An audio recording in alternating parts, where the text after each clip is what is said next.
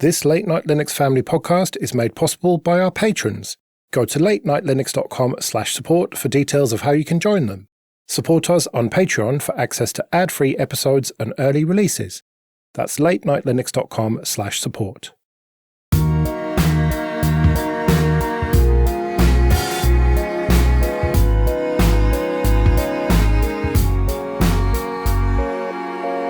Hello and welcome to episode 360 of Late Night Linux, recorded on the 17th of November 2025. I'm Joe, and with me are Phelim. Pop goes the weasel. And Graham.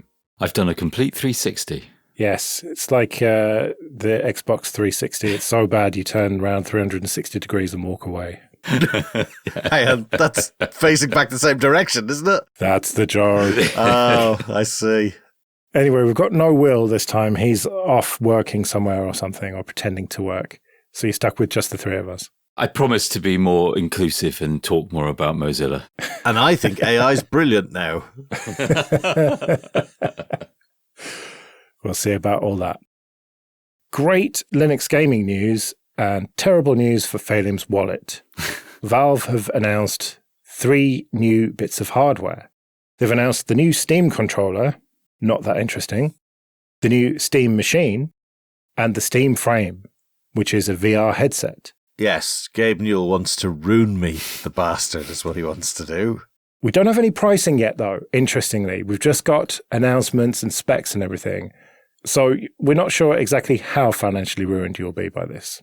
I will be financially ruined. It doesn't matter. I will be.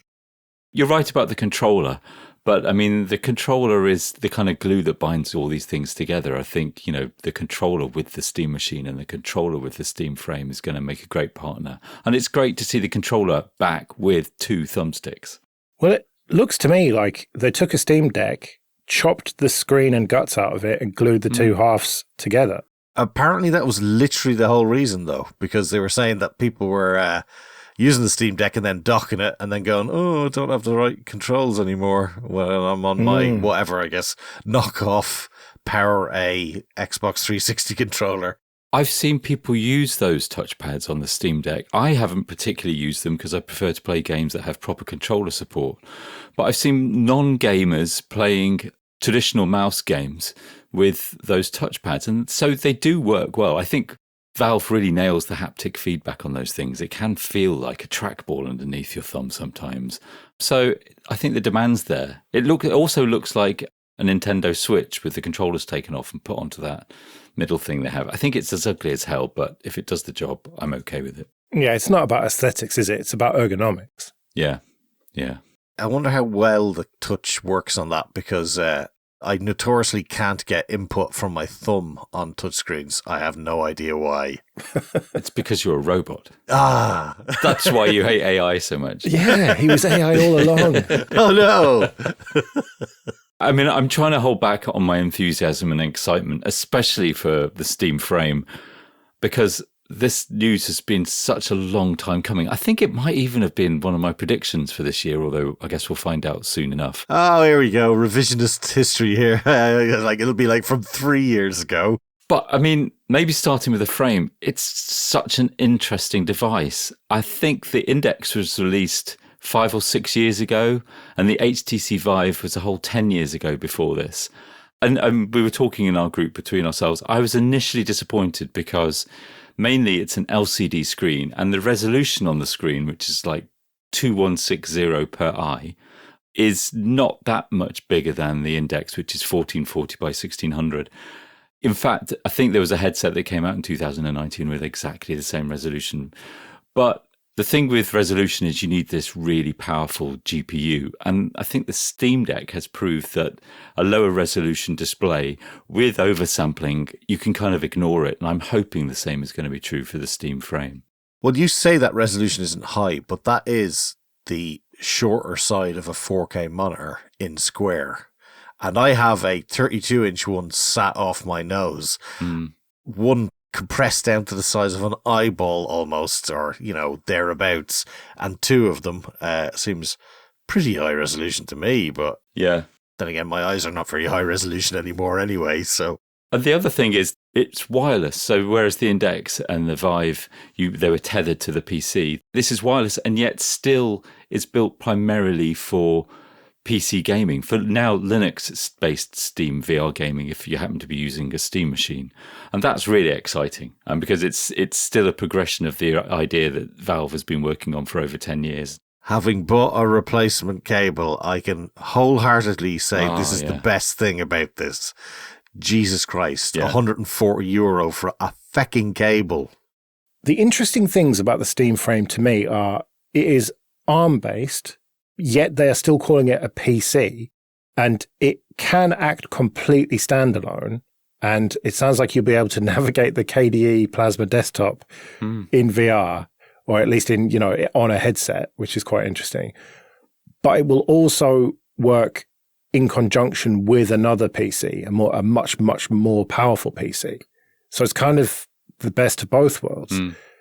So it's almost like the Apple Vision Pro in the sense that it can work standalone, but then it's like the other VR headsets in that it can connect to a computer. Yeah, I think, honestly, this is mind-blowing. This, for Phelim and I, this is KDE Plasma in a VR headset, just running off the shelf like that. That's incredible. And I was initially skeptical. I thought this might just be Android or some version of Android, but it's not. They actually say, Valve says on its spec page, this is SteamOS 3 Arch-based with KDE Plasma. So that's going to be incredible. It's going to be a nightmare, though. We're going to have to reset our passwords to the 3-character limit now. Hackers. Joke. Yeah, sorry. They're also saying that you'll be able to play x86 Windows games, first of all through Proton, and then translated onto ARM. Yeah. And I've only recently heard about this project. Slightly before this release, I saw someone demoing Fex, which is this x86 to ARM translation layer. It's almost hand-coded, I think, for common groups of instructions that translate them to ARM instructions. And the performance is incredible. And Valve, if they hadn't done it already with Proton, I'd be very skeptical about this. But the fact that they've already done it before, and they're almost making nothing of being able to run some x86 games on this effectively mobile phone SoC, means that it probably works for quite a few of those games, older games, presumably.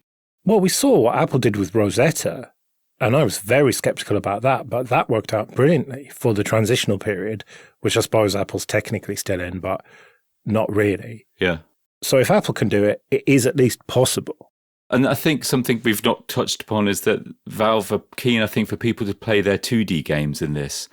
On a huge screen, it's great if you're in a small place or you're traveling and you just want to escape into this world. Then playing older Steam games on this, or even emulated games, imagine that. It'd be brilliant. I don't know, maybe I do get very excited about VR, but I really hope this kind of brings it to a broader appeal. Well, and also you'll presumably be able to install something like VLC and just watch videos. Yeah. As if you're in a massive cinema. Yeah, 100%. And there are apps that do that anyway. So what about this Steam machine then? It's a lot smaller than I thought it was at first. It's like 6 inches cubed, roughly, like a little bit more on some sides, but roughly speaking, 6 inches. So it's like barely bigger than a NUC type device, or like a couple of them stacked on top of each other, or maybe the older Mac Minis, 2 stacked on top of each other. It's very much a console, or it's certainly going after the console market, stick it under the telly sort of thing. I think the most interesting about this is the fact that they have very much said it is a PC as well. And, if you're developing games, that this is the way that you can get in on that straight away. So you've got a box that you can both play games on and then develop it with all your tools. And I think that from the whole corner of the market in a good way, because if you're doing any development for any of the actual big consoles, it's quite an investment and there's quite a lot of specialist kit you need to have, whereas here you go, you've got it straight away. Yeah, and they've said this is a PC, install on it what you want. It's going to come with SteamOS, but if you want to install a different distro, you want to install Windows, it's your computer, do what you want with it. And it's Linux. I mean, that's the incredible thing. They've got to this position where they have enough confidence in Linux and SteamOS that it isn't going to be an issue for most people. In fact, gaming PCs seem to be quite popular. I mean, even my daughter asked recently about how much would it cost to put a medium spec gaming PC together. And I'm hoping the Steam machine will be cheaper than a medium spec gaming PC. But what I really like about it is that, like the Steam Deck, it'll establish a kind of standard that people, I suspect, or games publishers will optimize their games titles for. Because I think even on a modest spec PC, if somebody's gone to the trouble of creating a build of the game or a configuration of the build for the game for a specific platform, you can get much better performance out of it, which is why consoles work so well. And I'm hoping the Steam machine can be that kind of same thing for general PC gaming. Yeah, development target, essentially, yeah. Exactly, yeah. But I think for a lot of people, a Steam machine will be a great answer. It's small. I imagine it's going to be quite quiet looking at the size of the fan and the big heat sinks on it. It's got expandable RAM and storage. And it's got everything all just connect to controller. And I think it looks great. Yeah, and the controller is Bluetooth as well as this proprietary low latency thing, which is you can either buy a separate charging puck thing to plug into any machine, or it's built into this Steam machine already. Yeah, which is nice. And they talked about, I think 8 milliseconds of latency, which seems pretty low to me. And anything that doesn't use Bluetooth is a win. So buy the puck. Yeah. But you don't need to if you buy the Steam machine. It's built in. Sure.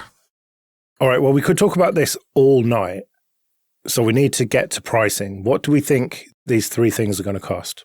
Are we doing dollars or are we doing euros? Let's do it in dinar. I don't know.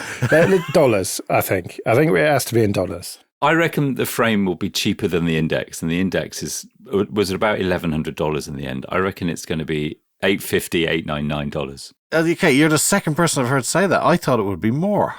That's interesting. But I guess the argument they had made to me was the fact that it doesn't have base stations. Yeah, and it's 6 years later.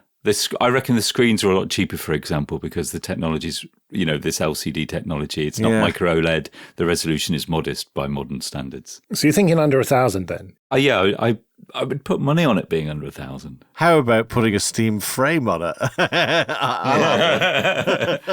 Yeah, I do think so, though. I think it might even be substantially less, but I'm going to go with $850. Oh, wow. So you're thinking you get 4 of them for the price of one Apple Vision Pro? Oh, yeah. I think it's going to be way cheaper than that. This is, basically well-established VR platform. The screens, the SoC is interestingly modular because I also think I'm totally guessing, but I could see them doing like a micro OLED front bit to bolt on to the back bit in the future, a bit like they did with the Steam Deck OLED upgrade. So I could see it being used as a platform without this 6-year wait. And what about this Steam machine then?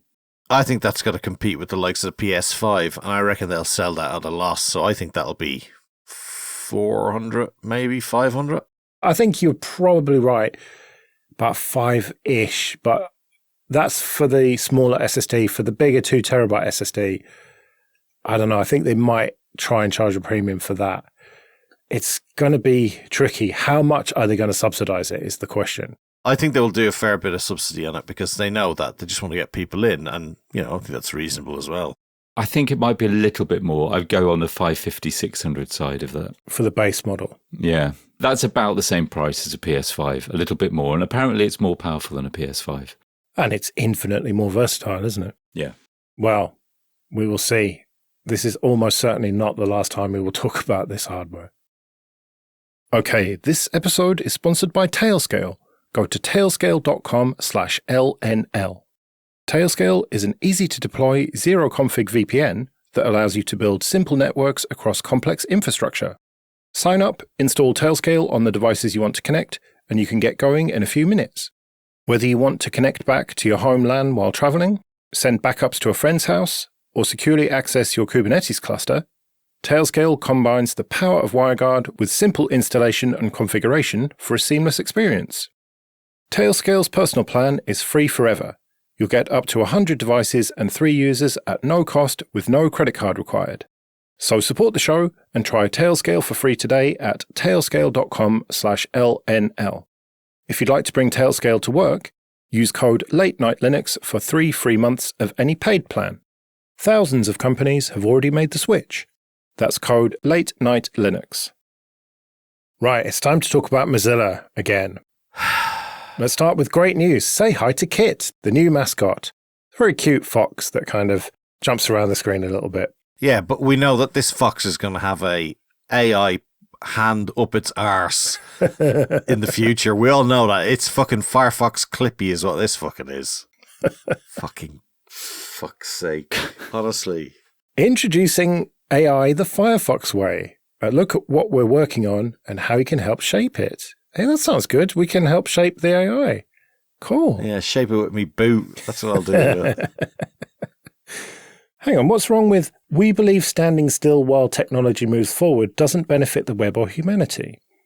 That's why we see it as our responsibility to shape how AI integrates into the web in ways that protect and give people more choice, not less. If anything told you that the AI bubble is literally popping as we speak, it is the fact that they have made that statement. Galloping in on the shockwave of the bursting bubble as they do. People seemingly don't want this. Because on Mozilla Connect, they posted about this, and the fucking replies, man, they are brutal. I don't think there's a single positive one, was there? I didn't see one. I didn't read the whole thing. I did read the whole thing, but that was a few days ago, so maybe more have come in now, but yeah. What are we going to do? What are we going to do with Mozilla? Is it possible to have a vote of no confidence in Mozilla? This is so wrong in every way. What planet are they on? I just don't know what to say anymore. And I think I said that last time something Mozilla related came up. Garage shaded fucking foxes. They are on planet Silicon Valley.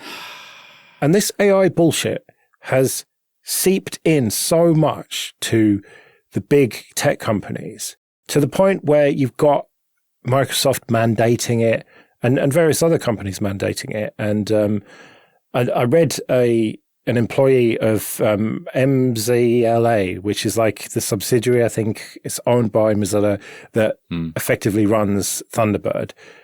This must have been a couple of years ago, that they were paying for ChatGPT Pro or one of the big platforms while at the same time trying to talk about ethical AI. Like, it's just seeped into everything. And it seems that like it's only cynical bastards like us who are like on the outside of it, looking at it saying like, what the fuck are you doing, Mozilla? To me, it's quite independent of what we may think about AI. It's got nothing to fucking do with building a browser. No. It has everything to do with building a browser. OpenAI have got their browser. There's loads of other AI browsers now. They're terrible. But they have that as a way of scraping data for their business. You know, Firefox should be doing the opposite.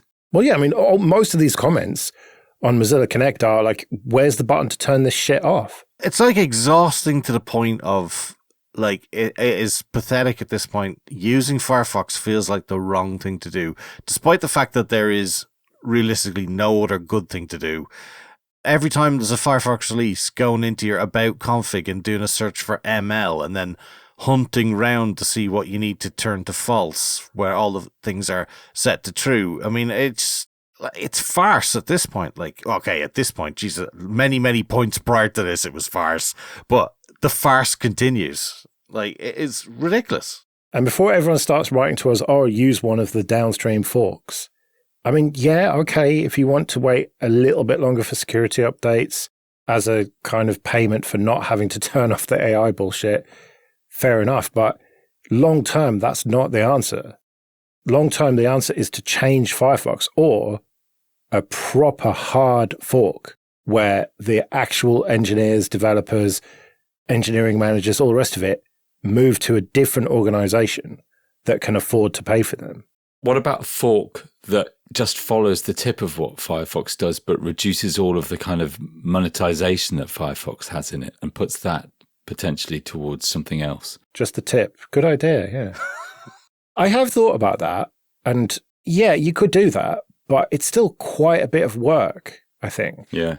It would be more to make Mozilla listen. People would choose to do that as like a political act in the way that they don't like the way Mozilla's going. This is Firefox effectively, but without the bullshit. So please change your tactics. Ice Weasel 2. Yeah. Electric Boogaloo. This time it's personal. Yeah, you would really. It'd be great if there was some way to actually communicate them, but I don't think they'd actually get out of the smell of their own arse crack that they're firmly planted in. And that is the problem. Because they're just so, I don't know, beyond help. It is unreal. They have the prime time to step in and go, we are the privacy browser. We don't do any of this stuff. We aren't igniting the oceans on the planet with bullshit fucking machines. You know, it's, Jesus Christ. I know, but what I was telling you before about how it's just infected the whole culture of tech to the point where at least executives and managers feel like you are going to be left behind if you don't get involved in the AI thing. But all the people shouting about Mozilla not doing this shit, I think are a minority of people generally in the world. But what Mozilla hasn't realized is, and hasn't accepted, is that Firefox is a minority browser that should cater to the likes of us. But instead they are laboring under this delusion that they are going to get the kind of market share that they had 15 years ago before Chrome just completely wiped it out. And so they feel like they have to get in on the AI stuff to stay relevant and get back to that glory days and make Firefox great again. I don't know. It seems to be operating more like a startup that thinks it's going to have some huge kind of cash payout because of the way it's running. It's not putting people before profits. It's putting cash flow before people. And also it's wrong because this won't succeed. Like it's never succeeded with Mozilla. Well, it's like a one-hit wonder band or someone who has one viral YouTube video. Like one of the first videos they make goes massively viral and then they just try a load of other stuff and it just never lives up to it and it's just all a failure. Or like a property, the son of a property tycoon who inherits all of his father's wealth and property empire and does a pretty poor job of managing it, but still manages to stay rich somehow anyway. The kind of person who, if they just invested their inheritance in just, you know, your standard bonds and stocks and shit that I don't know about because I'm not rich, they would have way more money than if they tried a bunch of business ventures that had failed. Yeah, exactly. Yeah. Even somehow failing in businesses that really just don't fail normally because the house always wins. Well, it depends how much of a stake they have in it. Ho, ho, ho. Got to watch what they're doing next. Hey! I know we have to be negative and look at this critically, but I don't like being critical without trying to offer some kind of solution. And that's what's so depressing about this is that they don't listen to anyone. They don't seem to even be aware that people are saying these things. They say they're open, and yet everything shows that they're not. And that's what's so depressing about this. That's what makes it so futile. Well, it's not just this, is it? There's a couple of other things. The Japanese Firefox community have said, fuck you, we quit. And the explanation, I mean, it's clearly written by someone who doesn't speak English as their first language, but it's pretty clear that Mozilla just did a bunch of AI bullshit with the translation and whatnot, and it pissed off the community. And so they've just quit. And there's this post-end of Japanese community, which is not altogether surprising. But what did surprise me was, I don't know how long this has been around, tabstack.ai, web API for AI agents. Now, my seeming lack of anger can be brought back up by this type of bullshit. Because what I didn't fucking want was a covert fucking agent pissing about the web, eating all my fucking traffic up on my server because it's trying to bypass things that tell it, no, bots, fuck off. Well, build exceptional web agents. Tabs pulls exactly the data you need from HTML to Markdown to JSON using the fastest, most efficient method for each page. It adapts to the structure and complexity of the site, staying stealthy and reliable so your agents always get what they need without friction. Staying stealthy. Maybe those agents should fuck right off is what they should fucking do. Maybe they should pay. Yeah, maybe they shouldn't sneak around like a fucking ninja. Maybe they should be clear what they are. And if I say, fuck you, I don't want you crawling my site, they should accept that and not crawl my site. Putting AI into Firefox and having a chatbot integrated and having a new AI window or whatever, all stuff that you can turn off. Yeah, it's a bit tricky right now. You have to go into about config and whatnot, but potentially could just be a button, turn off all the AI bullshit. All right, fine. A small number of people want that shit, but fuck this, quite frankly. Web API for agents. This is nasty fucking bullshit as far as I'm concerned. I mean, Phelim, you are someone who looks after a lot of servers and has to fight against this shit. I look after a very small number of servers, and I've already had to put up with this kind of shit. It's spamming. I mean, it's the effective version of spamming for the AI age. It's like shite trolling your site you don't want to. I mean, it's non-stop, and they shouldn't be part of this. But, what a surprise. Yeah, it's really, really disappointing. I mean, they're putting the AI stuff in the browser, like I said, that's disappointing. This is just fucking infuriating that they're getting involved with this.